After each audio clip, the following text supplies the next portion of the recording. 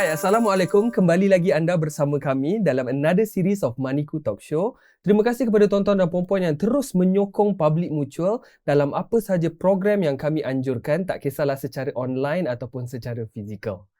Okey, dalam series Maniku Talk Show yang lepas, kita telah bincangkan satu topik yang sangat menarik, iaitu Millennial Spending Habit. Dan kali ini kita bawa semula Certified Financial Planner kita, Encik Fazil Ibrahim. Selamat datang.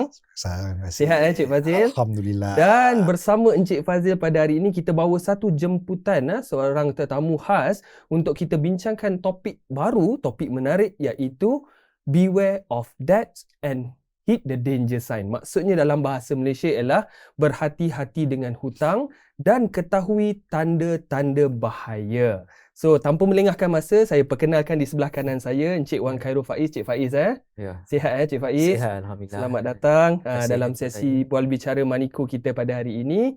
Dan seperti yang saya maklumkan tadi, Cik Fazil dan juga Cik Faiz, kita nak bincangkan topik berkenaan hutang. So, beware of debts and hit the danger sign. Susah sikit nak sebut, tapi berhati-hati dengan hutang dan ketahui tanda-tanda bahaya. Dan bila kita bercakap tentang hutang ni, Cik Fazil, Cik Faiz, kita memang tak boleh nak lari daripada hutang. Penonton kita kat rumah pun tak boleh nak lari daripada hutang. Sama ada hutang dengan bank ataupun hutang dengan kawan-kawan. Tapi semua orang akan terjerumuslah sedikit sebanyak ke dalam hutang piutang ni. So what's your take on this, Cik Fazil? Bila cakap tentang hutang ni, ramai takut ni. What's your take on this? Okey, terima kasih Abbas ya. Okey, bila kita bercerita pasal hutang ni, ramai sebenarnya anggap dia sebagai beban lah. Okey ya. Tapi sebenarnya bila kita pandai manage hutang ni, sebenarnya hutang ni boleh beri manfaat kepada kita. Contoh manfaat ni macam education loan dan business loan lah. Okey, macam education loan ni kalau kita ambil untuk kita tingkatkan kita punya skill set dan apabila bekerja kita ada peluang untuk kita kenaikan pangkat tu. Okey. Untuk macam business loan pula, business loan ni kira manfaat dia di mana kalau kita ambil untuk kita gunakan untuk majukan perniagaan kita, kembangkan perniagaan kita. So bila kita kembangkan perniagaan kita, so sales pun akan improve. So indirectly nanti kita punya profit pun akan improve lah. So point yang paling penting kat sini ialah kita kena faham, nak kena kategorikan di antara beza good debt dan juga bad debt. So maksudnya ada kategori lah, hutang baik dan juga hutang jahat. Saya rasa kan kalau kita berbincang tentang hutang ni, kalau daripada segi education dan juga business loan, mungkin ramai orang tak selalu dengar. Yang ramai selalu dengar, penonton kita dekat luar sana, mungkin housing loan. Buat hutang, ambil hutang lah untuk buat pinjaman perumahan. So macam mana pula pinjaman perumahan ni? Bad debt ke good debt? Okey, kalau tanya pasal housing loan lah ikut pendapat saya, housing loan ni sebenarnya ia memanglah good debt. Sebab apa? Sebab kebiasaan orang beli rumah ni untuk mereka tinggal lah di rumah. Okey ya. Dan ada jugalah yang beli rumah untuk sewakan. Maksudnya untuk dia buat investment. Okey, tapi kalau untuk kita beli rumah untuk kita tinggal pun masih dikirakan good debt sebab apa? Sebab rumah yang kita duduk tu pun dia akan meningkat. Maksudnya harga dia tu akan meningkat dalam jangka masa panjang lah. Okey, dan dalam masa panjang bila harga rumah tu meningkat, serta-merta dia akan tingkatlah kita punya net worth tu tadi. So maksudnya ada housing loan. Apa lagi Cik Faiz, saya rasa selain pada housing loan orang muda ni, apa lagi jenis-jenis hutang yang orang muda suka ni? Itulah. Biasanya rumah adalah perkara pertama lah yang orang beli. Satu lagi pasal kenderaan. Dan kita beli kenderaan tu, dia menjadi keperluan lah untuk kita nak bergerak mencari rezeki dan juga nak pergi ke destinasi kita. So kalau hutang beli kenderaan tu macam mana Cik Fazil? Dia good debt ke bad debt lah? Okey, bagus soalan ni Cik Faiz. Dia macam ni. Ada orang pun ramai di luar sana dia salah faham lah. Di mana dia anggap bila beli kereta tu adalah good debt juga. Sebab kebanyakan orang beli kereta ni sebab nak bawa dia daripada point A ke point B lah. Bawa dia ke tempat kerja, beri barang keperluan, banyak lagi lah kegunaannya. Tapi kita kena ingat kat sini di mana beli kereta ni dia memang bad debt. Sebab apa? Sebab kereta ni dalam jangka masa panjang dia akan depreciate, iaitu susut nilai. So kita beli pada harga mahal dan bila susut nilai tu tinggi, nanti pada satu ketika bila kita nak jual balik tu harga akan jadi sangat rendah lah. So maksudnya bezalah kalau beli rumah harga dia makin meningkat. So ambil housing loan baguslah. Kalau ambil kereta pula, beli kereta ni harga dia makin susut, so dia jadi bad debt untuk kita. Betul. Okey, betul. Macam mana Faiz rasa? Betul. Saya pun setujulah. Sebab rumah ni meningkat kan dia punya nilai. Kenderaan pula walaupun dia jadi keperluan untuk hidup kita, tapi nilai dia turun bila kita nak jual nanti. Betul. Exactly. And then saya rasa lagi satu jenis hutang.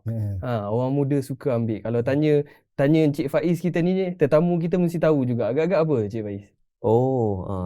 Pada pendapat saya lah, macam sekarang ni golongan muda sekarang ni gaji Myvi tapi selera Ferrari.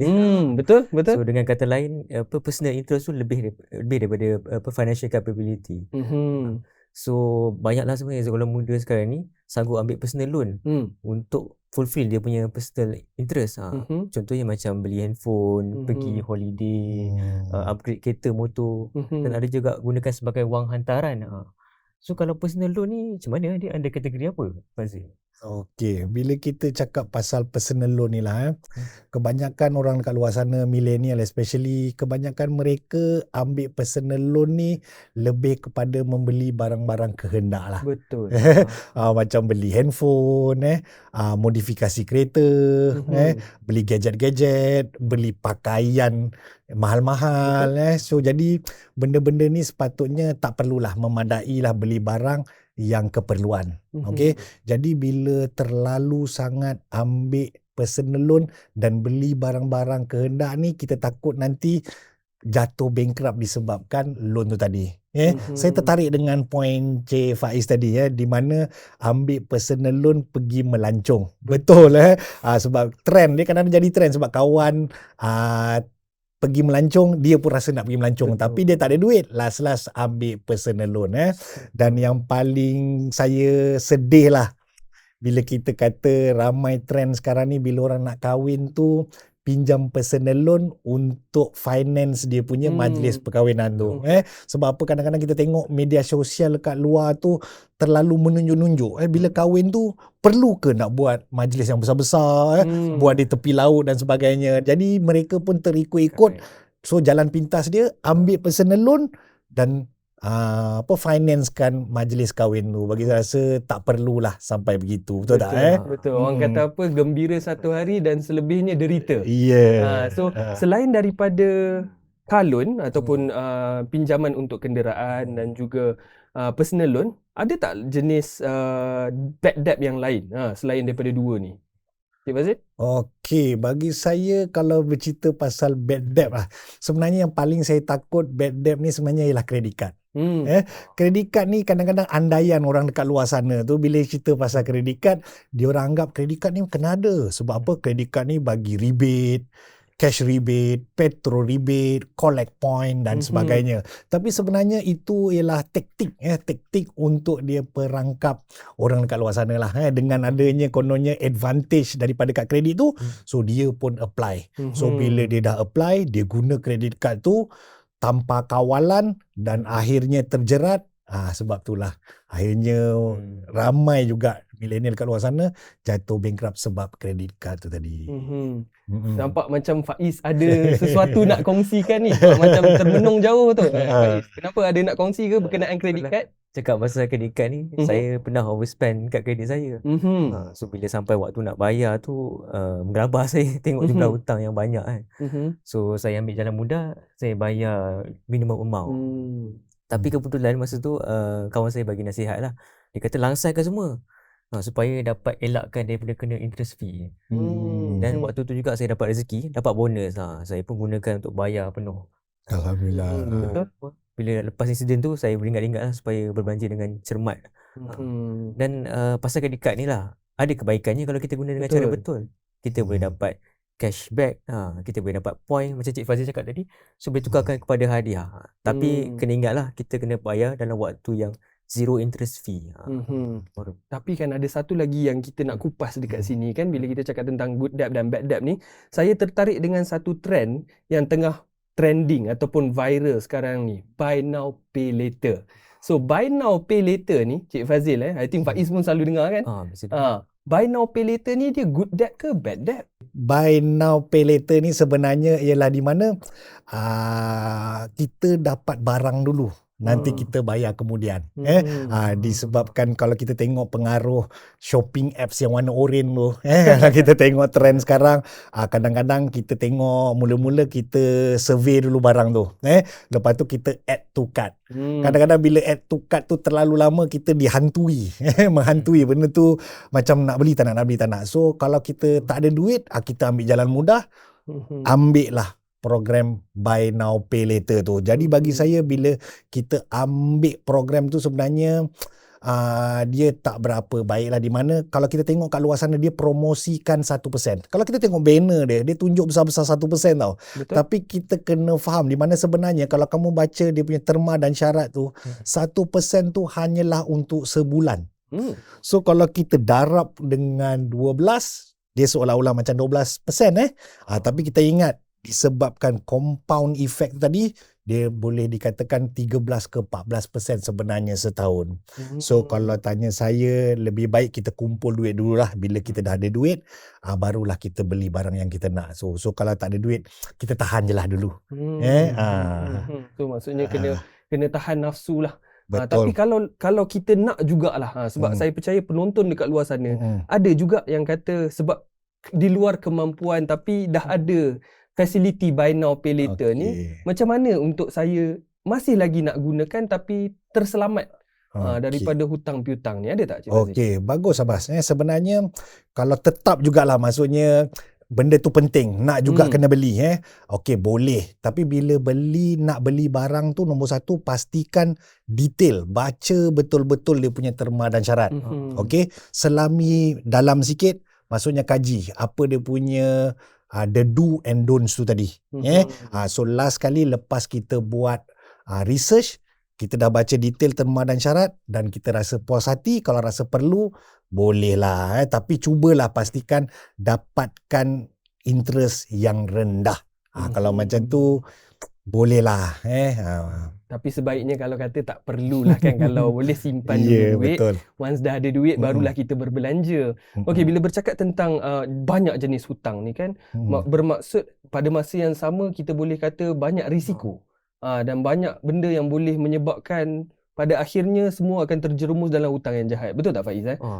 Saya rasa Faiz pun mungkin nak tahu juga ni, hutang banyak, macam mana nak pastikan tak terjerumus ke arah yang bahaya ni. Itulah kalau cakap pasal berhutang disebabkan overspend ni, saya memang risau sangat lah. So takut tak dapat nak bayar sepenuhnya.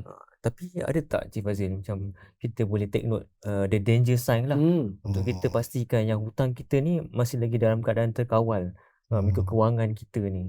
Ada tak apa-apa yang boleh dinasihatkan? Okey, bagus Faiz. Keyword danger sign tu, maksudnya sebelum kita terjerumus ke kancah bankruptcy dan sebagainya, so dia punya danger sign tu ialah di mana bila kita dah kenal pasti danger sign ni, kita pastikan kita reverse sikit lah. Jangan kita teruskan dengan buat benda-benda perbelanjaan yang tak sepatutnya tu, supaya kita takut terjerumus tu tadi. So danger sign yang pertamanya biasanya ialah bila kita spend tu lebih daripada kita punya income. Perbelanjaan kita lebih daripada kita punya pendapatan. Ini memang bahaya. Contohlah kadang-kadang orang tu gaji dia 10,000 tapi dia boleh berbelanja sampai 11 ke 12,000. Itu memang bahaya. Itu yang pertama lah. Lepas tu nombor 2, bila kita ni bayar bil ni, kita suka bertangguh-tangguh. Kita ni kadang-kadang banyak sangat bil. Bil api, bil air, lepas tu bil televisyen swasta dan sebagainya, internet terlalu banyak. Lepas tu bila kita nak bayar tu terlalu mahal. So kita pun ambil kesempatan di mana bayar ni sikit dululah. Yang ni kita bayar kemudian lah. So kalau kita ada perangai yang jenis macam tu maksudnya kita kena hati-hatilah. Sebab bil ni sebenarnya dah jadi satu komitmen untuk kita. So jangan tangguh-tangguh, bayar je. Ya. Lepas tu yang nombor 3 ni lah dia trend. Bayar kad kredit secara minimum. So kalau dah perangai bayar kad kredit secara minimum, itu pun dah tanda lah. So kalau tanya saya tadi, macam yang Cik Faiz cakap tadi, bila kita berhutang tu kalau boleh kita bayar penuh. Sebab kalau kita hutang kita bayar penuh, ada peluang untuk kita dapat zero interest tu tadi. Bagus Faiz. Lepas tu yang seterusnya, bila kita nak beli barang keperluan, kita pinjam. Bagi saya tak boleh barang keperluan ni ialah satu benda yang perlu. Sepatutnya dia dah siap-siap tolak daripada kita punya income.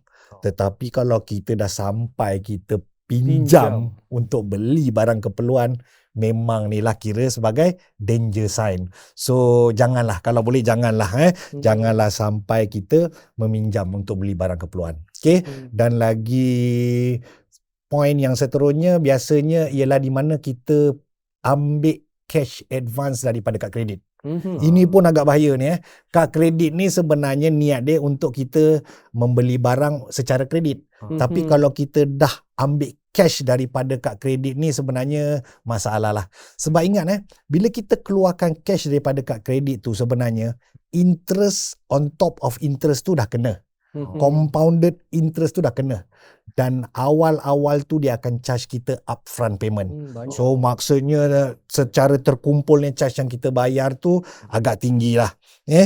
Dan poin yang seterusnya, bila kita susah sangat nak menyimpan.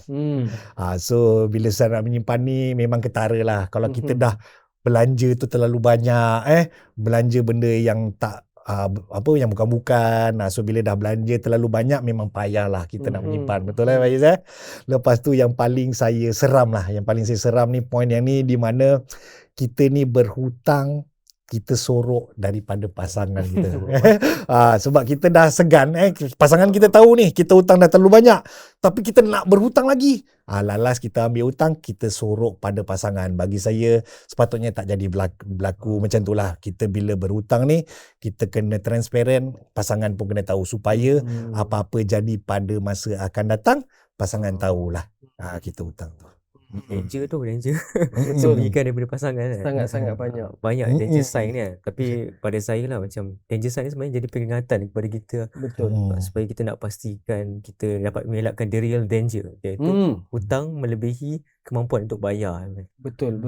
And yang tertariknya saya dekat sini, dan saya rasa saya nak kongsikan juga bersama penonton kita dekat rumah, poin yang terakhir sekali tu.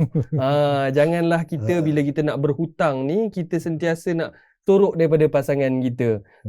Berani ambil hutang ni, tapi nak bagi tahu pasangan tak berani. Sebab apa? Bila apa-apa terjadi kepada kita, pada akhirnya yang akan affected, yang akan terkesan, yang akan menderita, yang akan tanggung hutang tu bukanlah kita, tapi pasangan kita dan mungkin kaum keluarga kita. Now, bila kita berbincang tentang hutang ni Fazil, saya tertarik untuk bertanya soalan berkenaan hutang-hutang ni adakah akan menyebabkan golongan muda, milenial ni jatuh bankrupt? So what do you think, Fazil? Okey, bagus Abbas.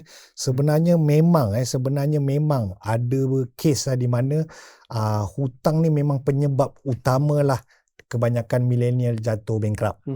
So 4 faktor utama sebenarnya kenapa milenial jatuh bankrupt. So nombor 1 ialah disebabkan dengan car loan. Maksudnya hutang kereta tu tadilah, macam yang Faiz cakap, kadang-kadang selera dia kereta merah. Tapi dia punya kemampuan sebenarnya kereta nasional. So dia masih juga nak pakai kereta merah tu tadi, dan dia perginya ambil loan yang tinggi, lepas tu dia tarik pula tenure tu panjang, dan akhirnya tak mampu nak bayar, kereta kena tarik, jatuh bankrupt. Itu agak masalah jugalah tu. Okey. Dan yang kedua, macam saya cakap tadi, pasal personal loan. Ambil personal loan dan beli barang-barang kehendak. Ambil personal loan, beli gadget ni apa semua, dan macam kita selalu bincangkan lah, di mana gadget ni kadang-kadang dia macam keseronokan tu sehari je, betul macam kanak-kanak baru dapat permainan baru, so diorang pun seronok dapat permainan baru, tapi lupa yang sebenarnya diorang kena serve dia punya personal loan. So agak menyedihkan lah. Ambil personal Mhm. loan untuk beli barang kehendak tu tadi. Okey, Mhm. dan yang seterusnya ialah pembelian rumah lah, housing loan. Mhm. Housing loan ni pula trend kalau kita tengok orang-orang sekarang suka sangat buat joint account. Hmm. So dia teringin sebenarnya kemampuan dia untuk beli rumah biasa saja. Tapi sebabkan teringin untuk memiliki rumah besar, buatlah joint account dengan dia punya pasangan. Lepas tu kita tak nak cerita lah jadi benda yang tak baik ke dan sepatutnya dan sebagainya tu semua, efek untuk dia serve loan dan akhirnya pun sama, rumah kena lelong, tak boleh juga serve loan. Dan yang terakhir sekali yang business loan tu lah tadi. Business loan ni yang kita kena faham sebenarnya dia memang untuk business. Tapi ada juga trend dia sebab ada bisnes kecil-kecil, perniagaan kecil-kecil dan dia gunakan perniagaan kecil ni untuk apply business loan. Bila dia apply business loan untuk kembangkan bisnes tak apa. Dia ambil business loan pergi renovate rumah. Ambil business loan pergi melancong. Jadi dia tak kenalah purpose dia ambil loan tu. Dia bisnes dia pun tak terkembang. Akhirnya sama juga, loan tak boleh serve, jatuh bankrupt. Betul. So ramai sangat yang jatuh bankrupt antara sebabnya ialah 4 faktor tadi. Ya, betul. So bila bercakap tentang hutang tadi nampak kerisauan sikit dekat muka Faiz. Terutamanya tadi bila Fazil mention tentang bankrupt. Kenapa Faiz? Kenapa Faiz? Saya risau juga sebab saya pun memang berhutang beli rumah. Mana mampu nak bayar cash kan. So tapi kalau kita nak berhutang ni kita kena pandai kawal lah hutang kita dan bayar ikut waktu yang ditetapkan lah. So kalau kita tak kawal dengan sebaiknya kita boleh jatuh bankrupt. Betul. Saya ni tak pandai je sebut pasal bankrupt ni. Tapi sebenarnya saya tak tahu apa kesannya bankrupt ni. Boleh tak Fazil explainkan? Okey, dia kalau kita cerita bankrupt ni sebenarnya bila seseorang tu jatuh bankrupt sebenarnya implikasi dia tu agak membimbangkan lah. Yang pertama sebenarnya peluang pekerjaan tu jadi makin terhad. Sebab kebanyakan syarikat di luar sana tu kalau kita tengok dia tak ambil lah orang yang jatuh bankrupt ni sebab dia takut dia akan memberi impact yang teruk kepada syarikat tu sendiri. Perception satu, lepas tu nanti kan cari orang penghutang tu ke sampai ke syarikat dan sebagainya tu tak sesuai lah. Lepas tu nombor 2, orang selalu perkatakan tak boleh buka akaun. Sebenarnya boleh, tapi kalau kita buka akaun bank tu sebenarnya hanya untuk penggajian. Maksudnya kerja, duit masuk ke dalam akaun bank tu, itu saja. Dan yang paling menyedihkan sebenarnya bila jatuh bankrupt ni sebenarnya kita tak boleh keluar negara lah. So maksudnya peluang untuk melancong tu dah tak ada. Tapi masih lagi boleh untuk kita menunaikan haji. Itu saja. Maksudnya nak keluar makan angin dah tak boleh lah. Keluar untuk menunaikan haji boleh. Tapi itu saja. So banyaklah sebenarnya kesan-kesan buruk kalau kita jatuh muflis ni. Terutamanya kalau anda masih lagi muda, golongan millennials, orang kata jauh lagi perjalanan nak ditempuh ini. So kena berhati-hatilah, orang kata jangan galak sangat berbelanja, kena berhati-hati bila nak keluarkan duit, bila nak ambil hutang dan sebagainya. Baik, Fazil, saya nak tanya dekat sini, mungkin ada sedikit nasihat yang nak dikongsikan kepada Faiz dan juga penonton kita yang berada di rumah. Bagaimana nak menguruskan hutang ni secara baik? Okey, kalau tanya saya yang paling penting kita kena pandailah manage hutang kita. Kalau kita hutang pun terpaksa ambil hutang macam Faiz cakap tadi untuk beli rumah bayar on time. Kalau dah diberi masa tu kena bayar, memang kena bayar. Jangan skip-skip lah, jangan tangguh-tangguh.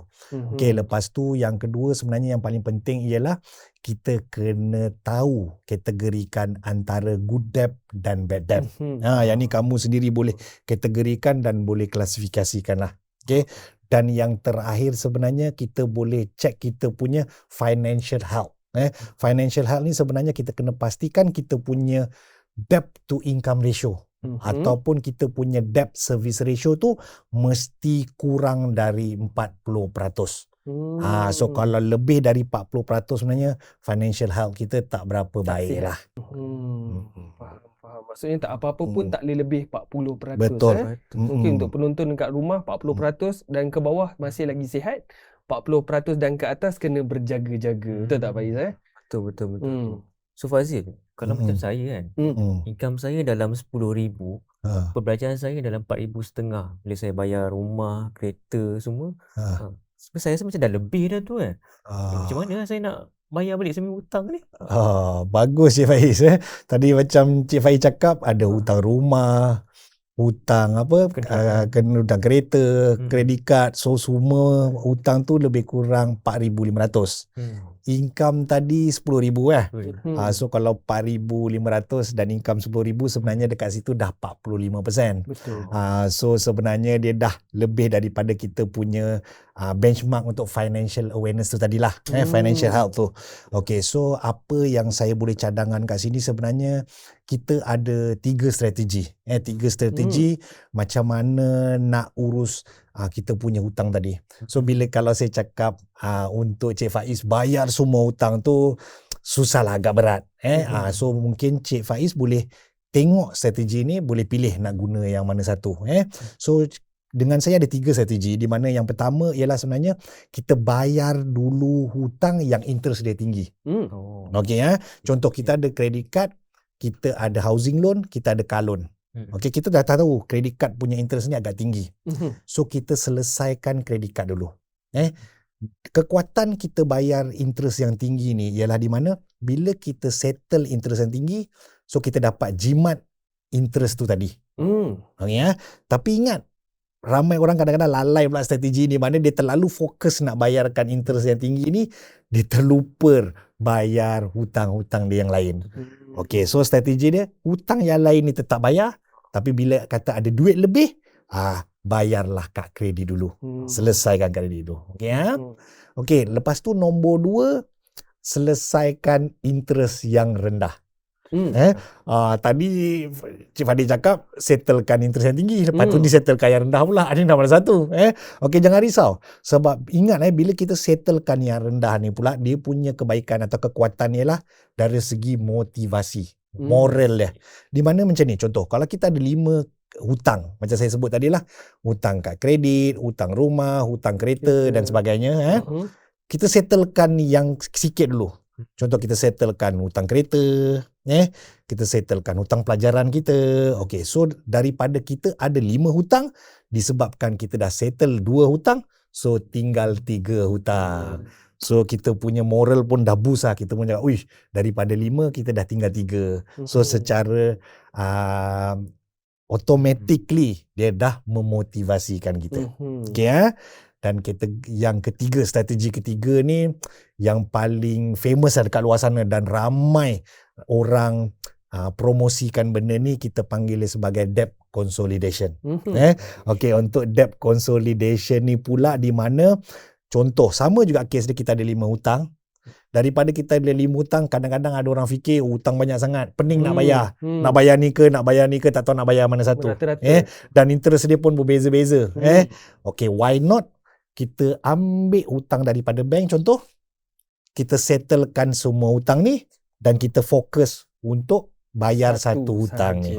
Tapi kena ingat kalau kita nak ambil debt consolidation ni punya strategi, kita kena pastikan hutang yang kita ambil ni interest dia rendah.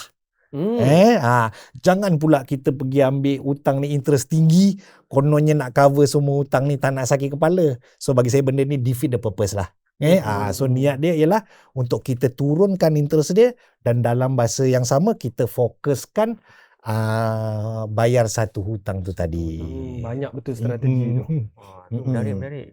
Saya bolehlah pakai nak selesaikan hutang saya tu. Boleh. Baik. Saya rasa bukan Faiz sahaja, tapi penonton kita yang berada di rumah pun dapat belajar sesuatu yang baru, 3 strategi yang berbeza untuk menguruskan hutang.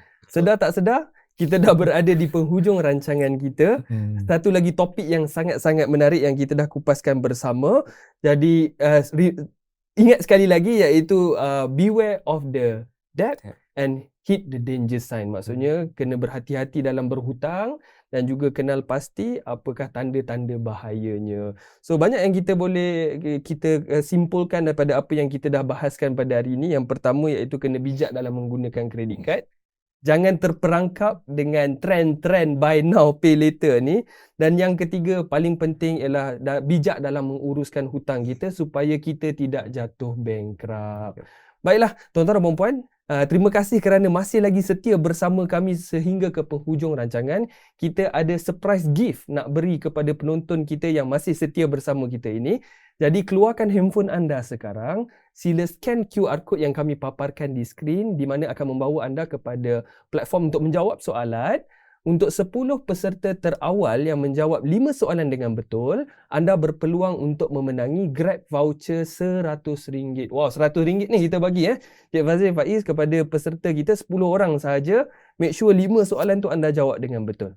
Baiklah tuan-tuan dan puan-puan, sekali lagi it's been a wonderful session and also discussion dengan Cik Faiz kita dan juga Cik Fazil sebagai Certified Financial Planner kita, tetamu kita. Cik Faiz, terima kasih ya perkongsian ilmu dan juga pengalaman. So till then ladies and gentlemen, kita akan jumpa lagi dalam next series of Maniko Talk Show. So with that, salam hormat. Assalamualaikum.